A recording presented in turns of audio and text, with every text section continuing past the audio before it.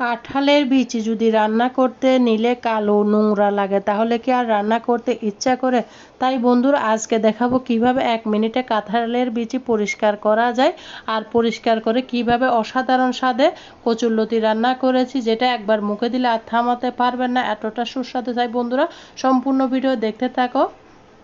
আসসালামু আলাইকুম বন্ধুরা, কেমন আছেন? আশা করি যে যেখানে আছে সবাই অনেক বেশি ভালো আছে। আলহামদুলিল্লাহ আমিও ভালো আছি। কচুরলতিগুলো দেখো একদম আমি ছিলে ধুয়ে নিয়ে চলে আসছি। কচুরলতি ছিলতে অনেক টাইম লাগে, তাই তোমাদের সাথে আর কচুরলতি ছিলাটা শেয়ার করলাম না বন্ধুরা।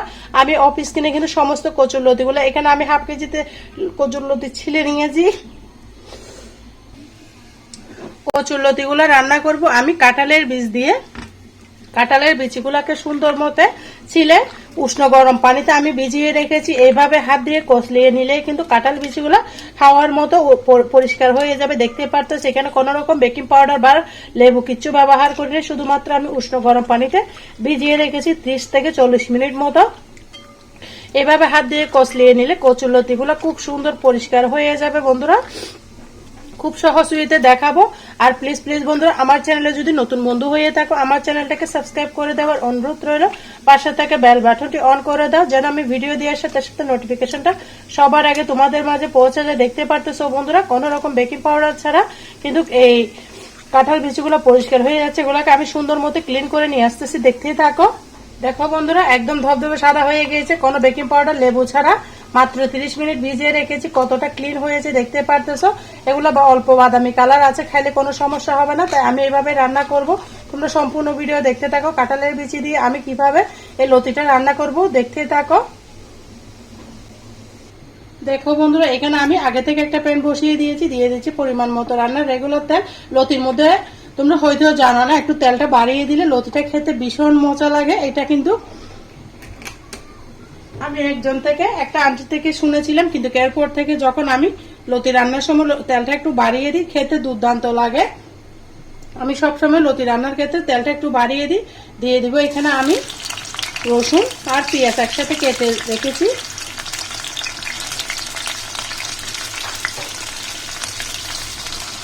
দেখো বন্ধুরা রসুন আর পেঁয়াজগুলোকে আমি একদম লাল লাল করে ভেজে নিব, তাহলে সুন্দর একটা ফ্লেভার আসবে। তোমরা আমার সাথে থাকো প্লিজ প্লিজ বন্ধুরা। আমার চ্যানেলে যদি নতুন বন্ধু হয়ে থাকো আমার চ্যানেলটাকে সাবস্ক্রাইব করে দেবার অনুরোধ রইল। পাশে থেকে বেল বাটনটি অন করে দাও যেন আমি ভিডিও দেওয়ার সাথে সাথে নোটিফিকেশনটা সবার আগে তোমাদের মাঝে পৌঁছে যায়। নতুন বন্ধু পুরাতন বন্ধু সবাইকে অসংখ্য ধন্যবাদ। দেশের বাইরে থেকে যারা আমার ভিডিওটা দেখতেছ প্লিজ বন্ধুরা একটা লাইক দিয়ে ভিডিওটা কন্টিনিউ করার অনুরোধ রইল। আজকে কচুরলতিগুলো কোনো রকম মশলা ছাড়াই কিন্তু আমি সিম্পল ভাবে রান্না করব, হাতের কাছে থাকা মশলা দিয়ে আজকের কচুরলতিটা রান্না হবে বন্ধুরা। এখানে কোনো আহামরি মশলা অ্যাড করব না, খুব সহজ উইতে দেখাবো। ব্যাচেলার ভাইয়েরা, স্টুডেন্ট আপুরা, নতুন রাঁধুনি আপুরা সবাই কিন্তু এই রান্নাটা রাঁধতে পারবে হাতের কাছে থাকা মশলা দিয়ে। খুব সহজ উইতে দেখাবো, এমন রান্না করবেন সবাই প্রশংসা করবে। তাই বন্ধুরা স্কিপ না করে সম্পূর্ণ ভিডিও দেখতে থাকো। দেখো বন্ধুরা পেঁয়াজ রসুনগুলো আমার লাল লাল হয়ে গিয়েছে, দেখতে পারতেছ। আর একটু লাল লাল করে ভেজে নিব। পেঁয়াজ রসুনগুলো অবশ্যই লাল লাল করে ভেজে নিব এই রেসিপিটার জন্য, তাহলে খুব সুন্দর একটা ফ্লেভার আসবে। দেখো বন্ধুরা পেঁয়াজ রসুনগুলো আমার লাল লাল করে ভাজা হয়ে গিয়েছে, খোঁজে দেখতে পারতেছো একদম বাদামি কালার হয়ে গিয়েছে। এখন আমি অ্যাড করে দিব এখানে লাল মরিচের গুঁড়া 1 চামচ দিয়ে দিলাম।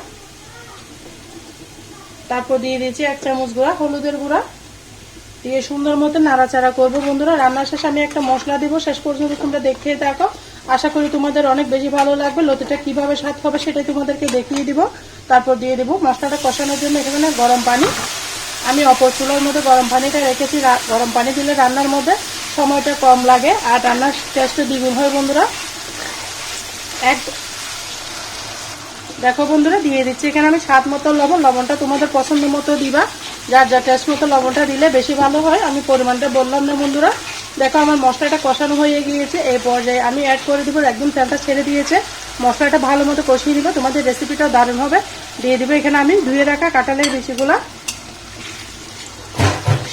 দিয়ে সুন্দর মতো নাড়াচাড়া করে মিশিয়ে দিব মশলাতে আছে।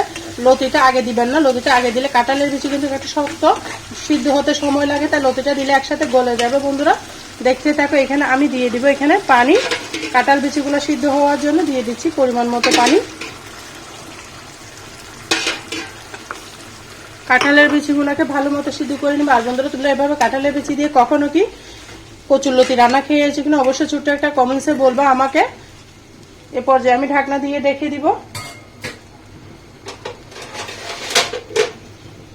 ঢাকনা দিয়ে ঢেকে দিলে ফিরে আসতেছে বন্ধুরা সিদ্ধ হওয়ার পরে।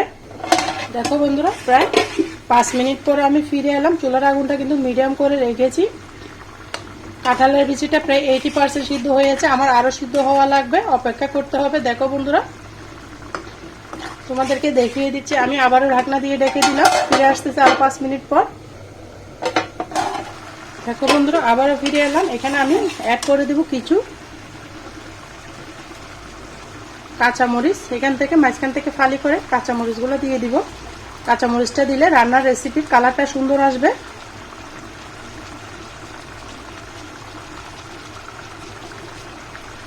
আমি বেশি করে কাটতেছি না, আমার বাচ্চারা কাঁচামরিচ পাতে পড়লে চিলাচিলি করে, সেই জন্য আমি অল্প করে কাটতেছি যেন ওরা খাওয়ার সময় ফেলে দিতে পারে। দেখো বন্ধুরা কাঁঠালের বিচিটা কিন্তু প্রায় সিদ্ধ হয়ে গিয়েছে, দেখতে পারতেছো একদম গলে গিয়েছে। আমি আরো 2-3 মিনিট মতো রান্না করব।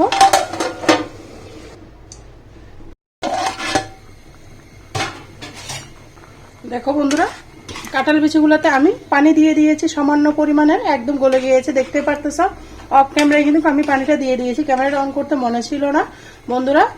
আর যারা ভিডিও দেখতে দেখতে এতটুকু এসে গিয়েছে একটা লাইক দিতে ভুলে গিয়েছো, প্লিজ বন্ধুরা একটা লাইক দিয়ে ভিডিওটা কন্টিনিউ করার অনুরোধ রইল। শেষে একটা মশলা দেবো, সেটা দিয়ে কচুরলতির একটা মজাদার স্বাদ হবে। এখানে আমি দিয়ে দেবো, ফুটে উঠেছে কচুরলতি। অবশ্য গরম পানির মধ্যে দেওয়া লাগে, ঠান্ডা পানির মধ্যে কচুরলতি দিলে গলাটা চুলকায় বন্ধুরা। দিয়ে দিচ্ছি সমস্ত কচুরলতিগুলো।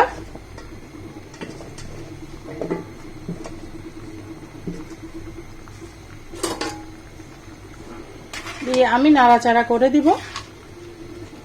অনেক মজা বন্ধুরা, এটা কিন্তু আমার শাশুড়ি মায়ের কাছ থেকে শিখেছিলাম কচুরলতি রান্নাটা। আমার বাপের বাড়ি হচ্ছে চিটাঙ্গের ডিস্ট্রিক্টে, আর আমার শ্বশুর বাড়ি হচ্ছে নোয়াখালীর ডিস্ট্রিক্টে। এটা বলতে পারো নোয়াখালী মানুষের একটা খাবার কচুরলতি দিয়ে কাঁঠাল বিচি রান্না, অনেক মজা।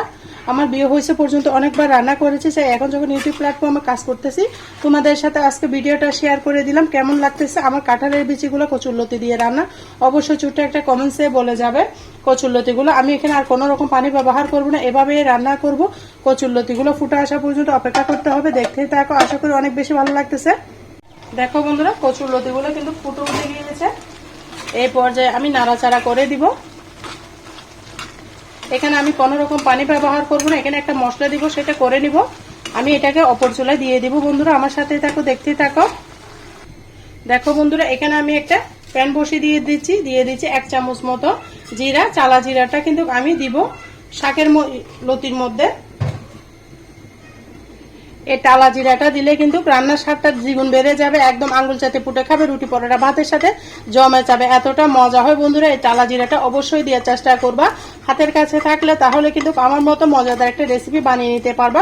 মাছ মাংস কিন্তু এক সাইডে ফেলে রেখে শুধুমাত্র কচুরলতি দিয়ে ভাত খাবে, এতটা টেস্টি এতটা মজা। টালা জিরাগুলোকে সুন্দর মতো তেলে আমি বাটনার মধ্যে বেটে গুঁড়ো করে দিব বন্ধুরা, দেখতেই থাকো, আশা করি অনেক বেশি ভালো লাগতেছে। দেখো বন্ধুরা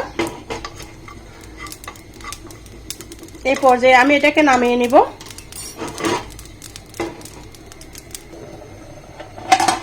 কচুরলতিগুলো দেখো কি অবস্থা বন্ধুরা, এগুলো হতে থাক। আমি টালা জিরার গুলাকে সুন্দর করে একটু বাটার মধ্যে বেটে নিয়ে আসতেছি, বাটাটা তোমাদের সাথে শেয়ার করতেছি না।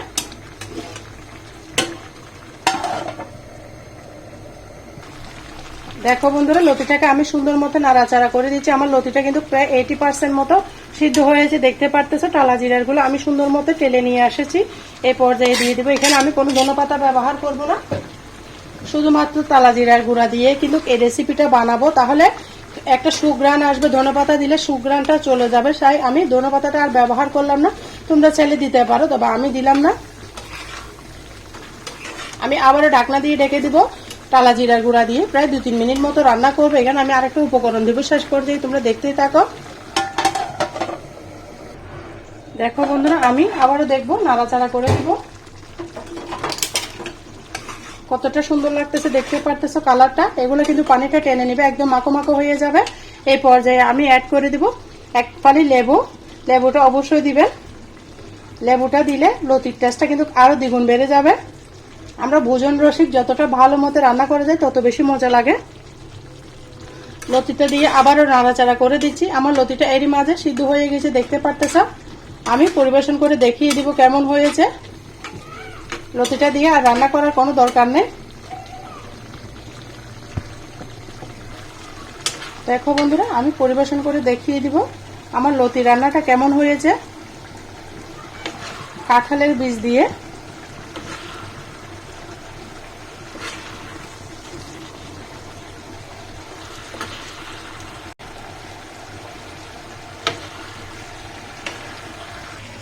দেখো বন্ধুরা, কাঁঠালের বিচি দিয়ে আমার লতি রান্নাটা কেমন হয়েছে অবশ্যই ছোট্ট একটা কমেন্টসে বলে যাবে। এতটা মজা, কাঁঠালের সিজন থাকতে থাকতে তোমরা এইভাবে কাঁঠালের বীজ দিয়ে কচুরলতি রান্না করে খাও আর আমাকে কমেন্টে জানাও কেমন হয়েছে আমার কচুরলতি রান্নার রেসিপিটা। অবশ্যই ছোট্ট একটা মতামত জানিয়ে যাবে। তোমরা সবাই আমার সাথে এতক্ষণ পর্যন্ত ভিডিওটা দেখার জন্য সবাইকে মন থেকে অনেক অনেক বেশি দোয়া রইলো। আমার কথার মাঝে ভয়েসের মাঝে যদি কোনো ভুল টুটি হয় সবাই ক্ষমার দৃষ্টিতে দেখো। সবাই ভালো থাকো, সুস্থ থাকো। আজকের মতো এখানে বিদায় নিচ্ছি। যে কোনো রেসিপি ভিডিও নিয়ে আবারও তোমাদের সামনে হাজির হবো। ততক্ষণ পর্যন্ত সবাই ভালো থাকো, সুস্থ থাকো। আল্লাহ হাফেজ। আসসালামু আলাইকুম ওয়া রাহমাতুল্লাহি ওয়া বারাকাতুহু।